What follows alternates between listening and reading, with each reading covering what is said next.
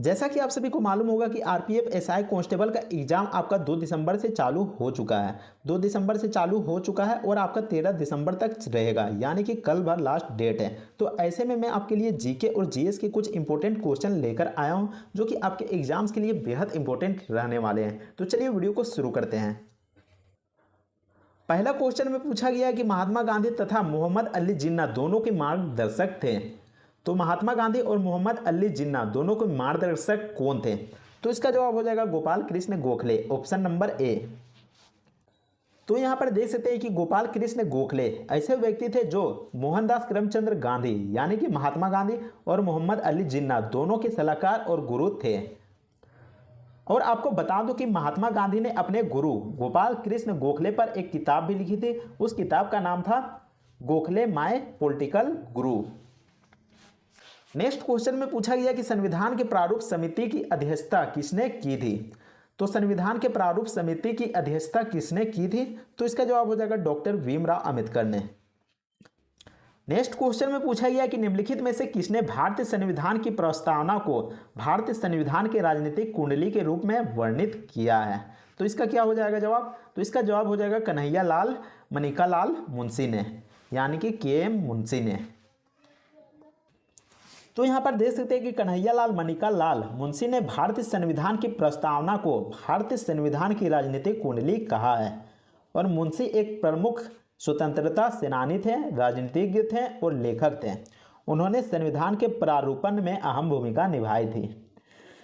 अगले क्वेश्चन में पूछा गया कि भारतीय संविधान के खालिस्तान का संबंध युद्ध, बाह्य आक्रमण तथा सशस्त्र विद्रोह की स्थिति आपातकाल से है। तो यहाँ पर कौन सा ऑप्शन हो जाएगा? तो यहाँ पर देख सकते हैं ऑप्शन नंबर बी अनुच्छेद 352 सही जवाब हो जाएगा। तो आपको बता दूं कि भारतीय संविधान के अनुच्छेद 352 का संबंध युद्ध, बाहरी आक्रमण और सशस्त्र विद्रोह की स्थिति आपातकाल से है। और इस अनुच्छेद के तहत राष्ट्रपति राष्ट्रीय आपातकाल की घोषणा कर सकता है। अगर उन्हें लगता है कि देश की सुरक्षा में कोई प्रभाव पड़ने वाला है, कोई बाहरी आक्रमण पड़ने वाला है, तो वह अनुच्छेद 352 के तहत आपातकाल की घोषणा कर सकता है। अगले क्वेश्चन में पूछा गया कि भारतीय संविधान की किस अनुसूची में पंचायती राज संस्थाओं के प्रावधान शामिल है? तो कौन से अनुसूची में पंचायती राज संस्थाओं के प्रावधान शामिल है? तो इसका जवाब हो जाएगा 11वीं अनुसूची। तो यहाँ पर देख सकते हैं कि जो 73वां संविधान संशोधन किया गया था 1992 में, तो उसका जरिए पंचायती राज व्यवस्था को संवैधानिक दर्जा दिया गया है और इसे 11वीं अनुसूची में शामिल किया गया है। अगले क्वेश्चन में पूछा गया कि भारतीय संविधान में मौलिक कर्तव्यों को किस वर्ष जोड़ा गया था या फिर शामिल किया गया था? तो भारतीय संविधान में मौलिक कर्तव्यों को वर्ष 1976 में शामिल किया गया था।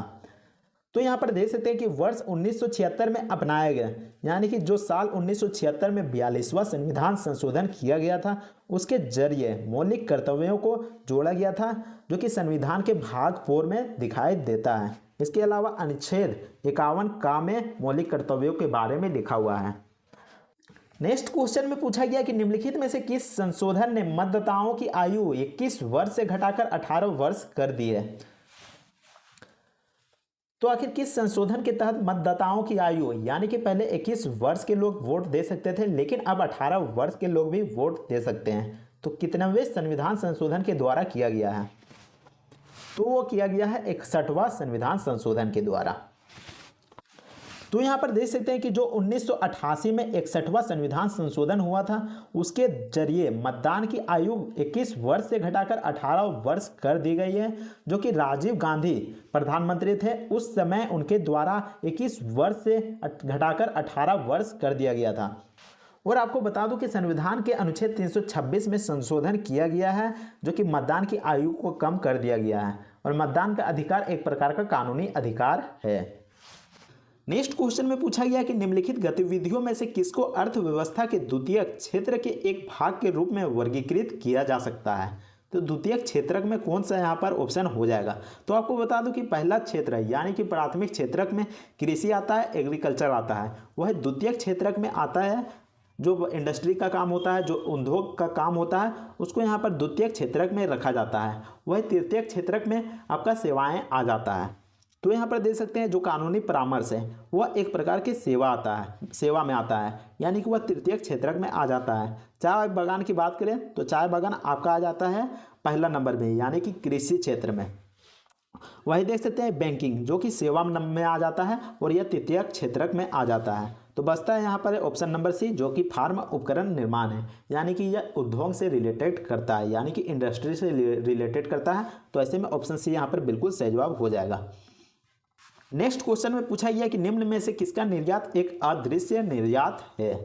तो यहाँ पर कौन सा ऑप्शन हो जाएगा। तो यहाँ पर देख सकते हैं तो यहाँ पर तीनों ऑप्शन यहाँ पर बिल्कुल गलत हो जाएगा और ऑप्शन ए बिल्कुल यहाँ पर सही जवाब हो जाएगा, क्योंकि अदृश्य निर्यात जिसको हम छू नहीं सकते हैं और नीचे में जो ऑप्शन दिए गए हैं उनको हम यहाँ पर छू सकते हैं। तो सेवाओं को कभी भी यहाँ पर छुआ नहीं जा सकता है, उसको सिर्फ महसूस किया जा सकता है। तो यहाँ पर देख सकते हैं कि अदृश्य निर्यात अंतर्राष्ट्रीय व्यापार का वह हिस्सा है जिसमें माल या वस्तुओं का आदान प्रदान नहीं किया जा सकता है। इसमें सेवा क्षेत्र शामिल है, जैसे कि बैंकिंग, बीमा, विज्ञापन, पर्यटन, कंसल्टेंसी आदि शामिल है। इसके अलावा अदृश्य निर्यात के कुछ और भी उदाहरण दिए गए हैं। शिक्षा, चिकित्सा, यात्रा, विदेशी सहायता, विदेशी ऋण और उन पर ब्याज का भुगतान। इसके अलावा अप्रवासी द्वारा घर पर परिवार के सदस्यों को पैसे भेजना, ये सभी अदृश्य निर्यात के अंतर्गत आते हैं। अगले क्वेश्चन में पूछा गया कि ऐसी स्थिति जिसमें सरकार का व्यय उसके राजस्व से अधिक हो क्या कहलाता है। तो इस सवाल का मतलब होता है कि सरकार के पास जितना फंड है उससे अधिक खर्चा करता है, तो उसको यहाँ पर क्या कहते हैं। तो उसको कहते हैं वित्त की कमी, यानी कि राजकोष में पैसे की कमी हो जाता है तो उसको यहाँ पर कहा जाएगा वित्त की कमी। तो ऐसे समझ ही सकते हैं कि मान लीजिए कि सरकार अधिक खर्चा करेगी, मान लीजिए खजाना में पड़ा ही नहीं होगा और अधिक खर्चा करेगी तो वित्त में कमी तो ऑटोमेटिक ही होगी। नेक्स्ट क्वेश्चन में पूछा गया कि निम्नलिखित में से कौन सा राज्य भारत में सबसे अधिक कच्चे रेशम का उत्पादन करता है। तो इसका जवाब क्या हो जाएगा। तो कर्नाटक ऐसा राज्य है जहां पर सबसे अधिक कच्चा रेशम का उत्पादन किया जाता है। तो यहाँ पर देख सकते हैं कि कर्नाटक भारत में सबसे ज़्यादा कच्चा रेशम उत्पादन करने वाला राज्य है। यह देश के कुल रेशम उत्पादन का 70% से ज़्यादा हिस्सा अकेले पूरा करता है, यानी पूरे भारत देश में 70% सप्लाई करता है। कर्नाटक में शहतूत रेशम का उत्पादन होता है। तो अगर पूछा जाता है कि कर्नाटक में कौन सा रेशम का उत्पादन किया जाता है तो यहाँ पर हो जाएगा शहतूत रेशम, जिसका इस्तेमाल मुख्य रूप से उच्च गुणवत्ता वाली रेशमी कपड़ों को बनाने में किया जाता है। कर्नाटक में रेशम के कीड़ों का भी पालन किया जाता है। इसके अलावा आपको बता दूं कि कर्नाटक की जलवायु और मिट्टी ऐसी परिस्थिति में होती है कि शहतूत के पेड़ों की खेती के लिए बहुत अच्छी मानी जाती है। नेक्स्ट क्वेश्चन में पूछा गया कि राष्ट्रीय हीरा संस्थान खालिस्तान में है। तो राष्ट्रीय हीरा संस्थान कहाँ पर स्थित है। तो वो आपका हो जाएगा सूरत में। तो यहाँ पर देख सकते हैं कि राष्ट्रीय हीरा संस्थान गुजरात के सूरत में स्थित है और राष्ट्रीय हीरा संस्थान की स्थापना 1978 में की गई थी। यह हीरे जवाहरात और गहनों के क्षेत्र में भारत का एक प्रतिष्ठित संस्थान है। अगले क्वेश्चन में पूछा गया है कि भारत के निम्न में से किस राज्य में विश्व का एकमात्र तैरता हुआ उद्यान स्थित है। तो विश्व का एकमात्र तैरता हुआ उद्यान किस राज्य में स्थित है। तो इसका जवाब हो जाएगा मणिपुर, ऑप्शन नंबर बी। तो यहाँ पर देख सकते हैं कि दुनिया का एकमात्र तैरता हुआ राष्ट्रीय उद्यान जो कि भारत के मणिपुर में स्थित है और जिला पूछा जाता है तो वो हो जाएगा बिष्णुपुर। इसका नाम केबुल लामजाओ राष्ट्रीय उद्यान है। यह उद्यान मणिपुर के लोकतक झील का एक अभिन्न हिस्सा है। तो अगर पूछा जाता है कि लोकतक झील कहाँ पर स्थित है तो वो भी मणिपुर में स्थित है। अगले क्वेश्चन में पूछा गया है कि भारत में पहली कपास मिल की स्थापना किस शहर में की गई थी। तो भारत में पहली कपास मिल की स्थापना बॉम्बे में की गई थी। तो यहाँ पर कलकत्ता भी हो सकता था, लेकिन यहाँ पर ऑप्शन में नहीं दिया गया है तो यहाँ पर इसलिए बॉम्बे कर दिया गया है। आपको बता दूं कि कलकत्ता में पहली मिल तो यहाँ पर स्थापना किया गया था, लेकिन कलकत्ता में नहीं चला था। बाद में यहाँ पर बॉम्बे में जब स्थापित किया गया तब जाके यहाँ पर मिल चलने लगा था। तो यहाँ पर देख सकते हैं कि भारत में पहली कपास मिल 1818 में कलकत्ता के पास फोर्ट ग्लस्टर में स्थापित की गई थी, लेकिन यह व्यावसायिक विफलता रही थी। यानी कि जो कलकत्ता में जो कपास मिल स्थापित किया गया था तो यहाँ पर सक्सेस नहीं कर पाया था। वही भारत में दूसरी बार मिल 1854 में केजीएन डाबर द्वारा बॉम्बे में स्थापित किया गया था और उस कंपनी का नाम रखा गया था Bombay spinning and weaving company और वहाँ पर चल पड़ा था। अगले क्वेश्चन में पूछा गया है कि क्षेत्रफल की दृष्टि से भारत का सबसे छोटा राज्य कौन सा है। तो क्षेत्रफल की दृष्टि से पूछा गया है तो इसका जवाब हो जाएगा ऑप्शन नंबर सी, गोवा। तो यहाँ पर देख सकते हैं कि हमारे देश में क्षेत्रफल के अनुसार सबसे छोटा राज्य गोवा है, और वही जनसंख्या की बात करें तो जनसंख्या में यह चौथा नंबर में आता है। तो अगर आपको यह वीडियो पसंद आता है तो वीडियो को लाइक जरूर कीजिएगा, इसके अलावा चैनल को भी सब्सक्राइब जरूर कर लीजिएगा। तो मिलते हैं नेक्स्ट वीडियो में, तब तक के लिए जय हिंद, वंदे मातरम।